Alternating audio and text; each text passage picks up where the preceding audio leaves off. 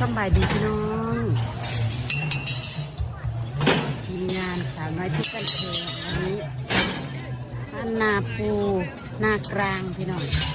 นาปูนากลางดอนธานีเดี๋ยวยังเดี๋ยวว่าสถานที่เฮ้ามันนั่นจะแคบเนี่ยน้องแม่นะศาลามีโบสถ์ นี่ถ้าเพิ่นหันทางที่ทางนี้กว้างเนาะแต่ว่ามันก็ทางนี้ก็สิว่าเหมาะอีก แม่น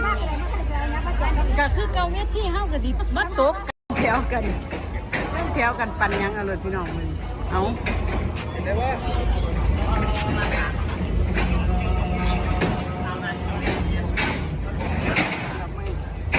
ก็ทำแบบนี้เลยที่เวทีรถเขาว่าได้